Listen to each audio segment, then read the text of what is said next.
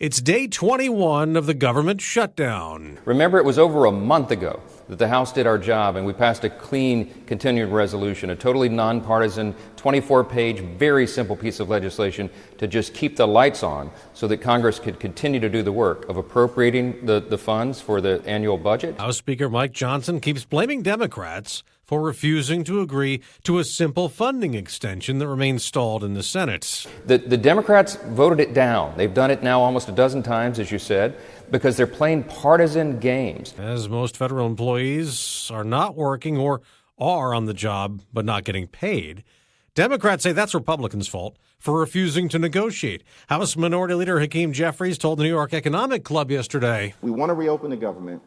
We want to enact a bipartisan spending agreement, but it actually has to make life better for the American people, not continue policies that are hurting everyday Americans. And, we want to address this healthcare crisis. Democrats want a provision attached to funding to avert cuts looming at the end of the year to Obamacare subsidies for many Americans. I think that there will be some kind of negotiation. Could it happen this week? Sure. Bret Baier is Fox's lead political anchor and executive editor of Special Report on the Fox News channel, weekdays at 6 p.m. Eastern. You can also listen to him on the Bret Baier podcast, and he has a new book out today. We'll talk about it in a few minutes. It's about President Teddy Roosevelt. Here we are entering day 21 of the government shutdown. Both sides blame each other. Votes fail in the Senate. We can't seem to get a stalemate ended. How do you think this ends? I think that there will be some kind of negotiation. Could it happen this week? Sure. But the interesting part is that there hasn't been that much pain felt yet. There have been starting to be some checks that have missed, but there's been a buffer with military payment, with air traffic controllers, with, so... The average American doesn't feel any of this. It's the shutdown that has not shut down, and so I do think that there is this battle for the rhetoric. Mm-hmm. And right now, I think Republicans have the easier take in that let's just pass the funding, the Biden-level funding, to finish out the rest of the year and argue about the Obamacare subsidies, the healthcare subsidies along the way. Democrats say this is the hill that they're going to fight on, and I think that was part of the impetus, was pushing back on Donald Trump, and that's what Chuck Schumer wanted. Is this really the start of their 2026 push? I think so, but it might not end the way they want it to end, and I do think there are some Democrats who are ready to negotiate. There are some Republicans that are ready to negotiate. I think the president's probably ready to negotiate, but he sees a political win in how this is being formed. Well, both sides will, when it's over, right? They will say they won? Yeah. 100%. But, nobody really won at your day 20 if you start getting a lot of checks that are missed. Yeah. In prior shutdowns, we did have a lot of media coverage on people who aren't getting their paychecks, people who are government workers who are having a hard time. But that doesn't seem to have been the big underwriting theme this time. No. If anything, the threat of going into agencies and cutting large swaths of people that perhaps were Democratic wish list programs is a reality. And Russ Vought, who the president calls Darth Vader, is somebody who has been saying and threatening, I'm going to go in and do that. We've just started to see that, and that could move the needle one way or the other. But their attempt to fire a bunch of federal workers, just like almost everything the president does, it's in court. It is in court. And depending on the judge, there's a pushback. I think the Supreme Court eventually is getting to the point where executive action is protected for the large part. It seems like this Supreme Court is in that mindset. Mm-hmm. So a lot of these district judges get overturned in the Supreme Court. This term for the court could be a lot of things important for the president's agenda. Yeah, and the biggest of which is the tariff battle, which comes to a head in November. Yeah, and we have a new trade war with China that's flared back up. So all these things are on the table. Yeah, and listen, that ability is crucial to how this president, this administration is looking at foreign policy. They believe that that's a tool and sometimes a weapon to be used against countries that they feel like they've got the raw end of the deal. Flip side is that Congress says we need to have a say here, and that's not happening. The tariffs have been used a little bit by the president dealing with trying to get an end to the Russia-Ukraine war. That still rages on. Friday, last week, he had another meeting at the White House with Ukraine's President Volodymyr Zelensky. We've had reports that maybe behind the scenes it wasn't so nice, that maybe the tension we saw in February came back. I remember vividly that night, Volodymyr Zelensky back in February, he was sort of removed from the White House. It was a really difficult thing to watch, the way those two went back and forth, and the vice president got involved. But he was on your set talking to him. But he sort of recovered from that. Mm-hmm. But now where are they? Yeah, so I remember that night vividly because we thought there's no way he's going to live up to this interview. Right. It was and he showed up. Exclusive interview, and he sat down, in part, I think, because we made the effort the year before to go to the front lines and do an interview there. And so I was very grateful that he did. That said, I do think he bounced back as far as the relationship. And after the Alaska summit with Putin, there was this frustration that had built with President Trump that every time he talked to Putin, it seemed like Putin launched another series of attacks. Then Putin met with President Xi in China, and it was exponential in what he was doing as far as attacks inside Ukraine. Right. And that frustration built to the point where President Trump sanctioned India for buying oil from Russia. Since this other phone call, it was Thursday before the Friday meeting. Right. It seems like it has shifted again, and the onus is now on Ukraine to take a deal where the lines stand right now. And I'm not sure Zelensky's prepared to do that. Do you think he was surprised by that? I think he was. I think he expected to get the long-range Tomahawk missiles to put the pressure on Putin. I think this is part of President Trump's effort to kind of push both sides to get to the table. He got the ceasefire for Gaza. Now we've had issues with that, but it's still largely there. And he has talked many times about stopping other conflicts, other wars. So he desperately has wanted this one for months. He says he thought it would be the easiest, and now it's the hardest. And obviously Putin is the real issue here. Every time he says, let's meet or let's do something, it just kind of drags on what they are doing on the ground. And I think that this next meeting will be interesting. We'll see if anything comes out of it, but the pressure has been shifted a little bit to Ukraine to take the deal. This Hungary meeting, this next summit, President Trump had wanted maybe they would both be there and he would separately talk to each one. You think Zelensky will be in Hungary for this or no? It seems like they hate each other so much that it's going to be tough to get them sitting at the table. It will have to have a third party in order for it to happen. I do think that the economic pressure on Russia could be jacked up. He's not ready. President Trump's not ready to give Tomahawk missiles. I don't know what happened on that phone call with Putin, but something happened. Yeah, it seemed to change. What he was saying before that call and what he was saying after the call about Tomahawks did seem to change. Which is what happened in Alaska. Yeah. I was on that trip. What he was saying as he walked off the plane on Air Force One was different than what he was saying when he got back on. And what was that like being there for that summit? Yeah, it was a little surreal in that, flew all the way, meet in this big, walk out on the red carpet in between the F-35s, and, you expected some big announcement, and then to kind of get to that press conference where there wasn't really a press conference was a little surreal. You've talked to Zelensky. Do you ever think you can get a conversation with Vladimir Putin on this? We're working it. We're working it. I mean, we think it's possible. He said that it's a possibility, so maybe it's Hungary. We'll see. All right, now let's get to the book that is out Tuesday, the brand new book. It is, again, To Rescue the American Spirit, Teddy Roosevelt, and the Birth of a Superpower. So you've written about these other great presidents. You've written about Reagan and FDR. You've written about Washington and Grant, Eisenhower. Teddy Roosevelt, why this and why now? He's a larger-than-life figure. He is somebody that jumps off the page in the stories and anecdotes about him. But overlooked, I think, in all the portrayals of him is how much he really wanted America to be a forward leader in the world, a global leader. And when he makes that decision, he throws himself into it. He gets Russia and Japan to agree to come to a peace negotiation. They're fighting over territory that is really devolving into a war, an active war.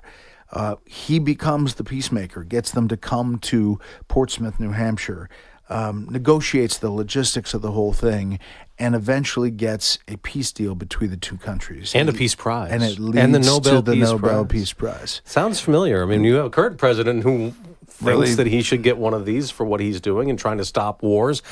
How much can we say that these are similar types of leaders, President Trump and Teddy Roosevelt? There are similarities. Listen, I'm not going to say they're one-to-one, but they, first of all, are bombastic. They're larger than life. They suck up a lot of oxygen in the room. They realize the power of the press. They talk to reporters nonstop because they want to control the moment. Well, he did that, huh? Yeah, all the time. And, for example, when he goes down with the Rough Riders to Cuba in the Spanish-American War, he commandeers a ship, and he realizes that the New York Times reporters don't have a way to get there. So he brings them with him and realizes that how powerful that is in telling the Rough Riders story. Right, right. And it is. And he comes back as a hero in part because everyone around the globe is reading these stories about San Juan Hill. That is in the first term for President McKinley. He's not the vice president then. He becomes McKinley's vice president, but they weren't close, were they? No, at all. In fact, the reason he becomes McKinley's vice president is because the party says we got to put this guy someplace. He's a troublemaker. He's New York governor, and he's stirring the pot against all this different stuff that the Republican Party really doesn't love. But McKinley's political advisors say, if you put him here, he will help you. He'll give speeches, but we can control him. Right. So he's easier to deal with. But, of course, McKinley is assassinated. 6 months in. Yeah. And, in his second term. 6 months in, he's assassinated at an exposition in Buffalo. And Teddy Roosevelt becomes the youngest president in American history at 42. And so he takes this job, and he's not really ultimately like the other presidents. You talked about using the media. You talked about understanding how big the role is. No president really had done to this degree. I mean, Lincoln certainly knew the power of the presidency. He was very involved, but that's the Civil War. It's a very different time. So what does he see the presidency as when he comes in versus his predecessors? Well, he pledges to keep the McKinley policies and keeps the cabinet at the beginning. And that lasts for a little while in respect for the late president, but over time he becomes his own man, and his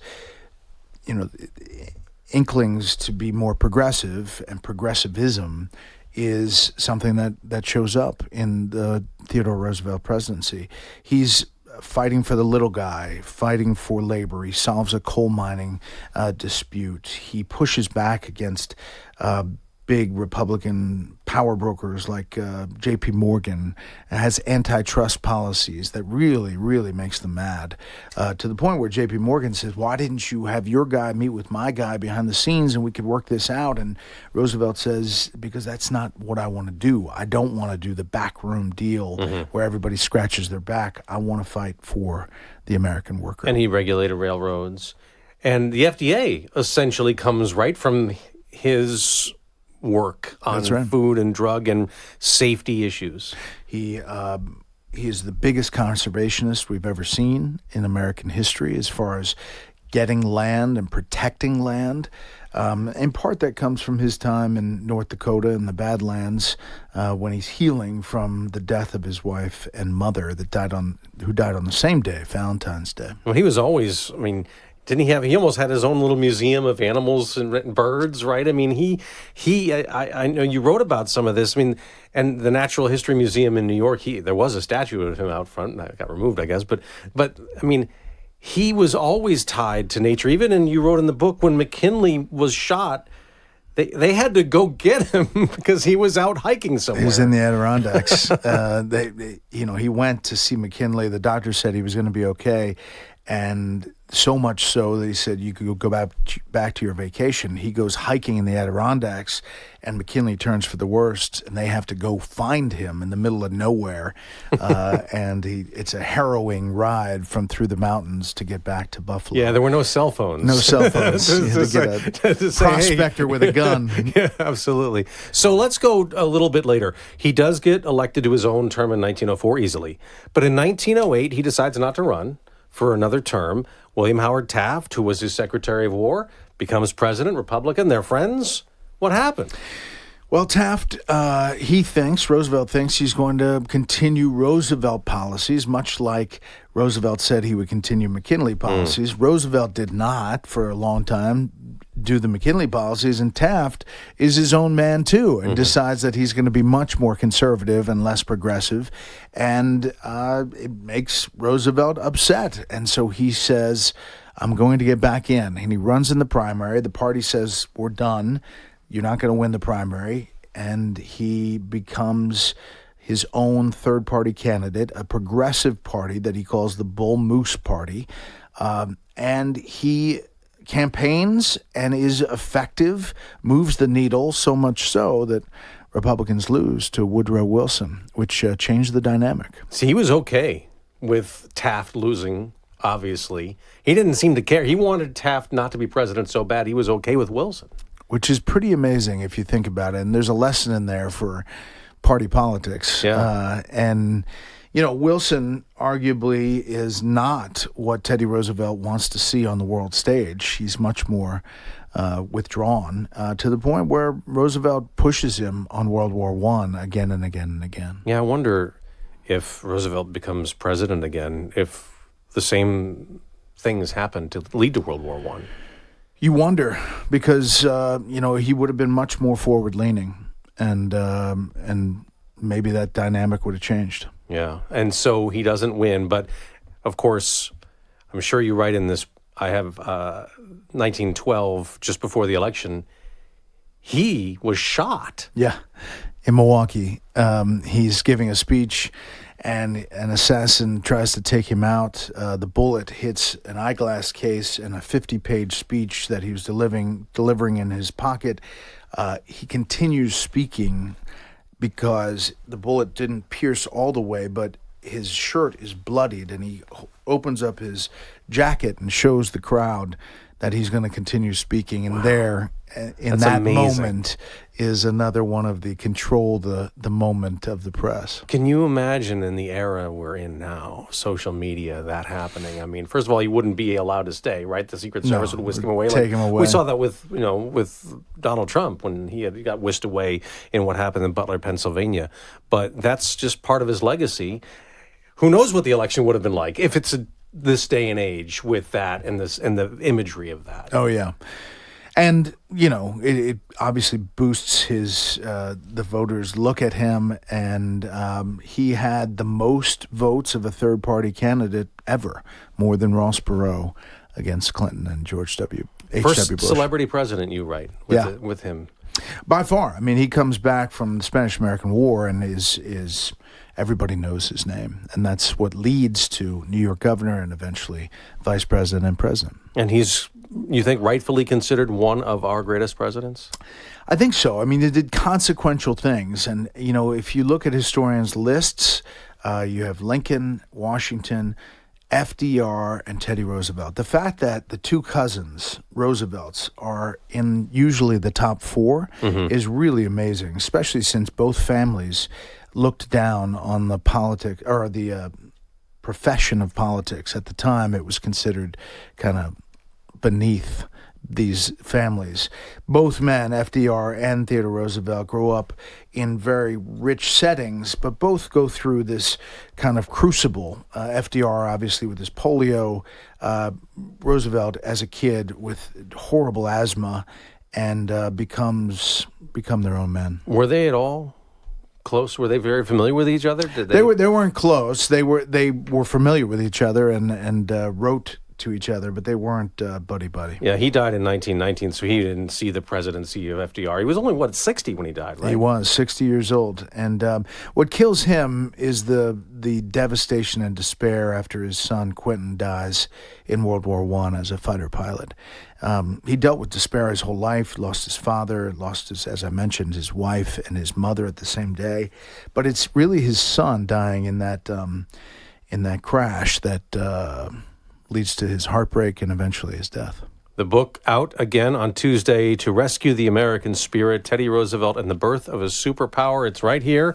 Bret Baier, congratulations on book number 6 for you, and thank you very much for joining us. Thank you.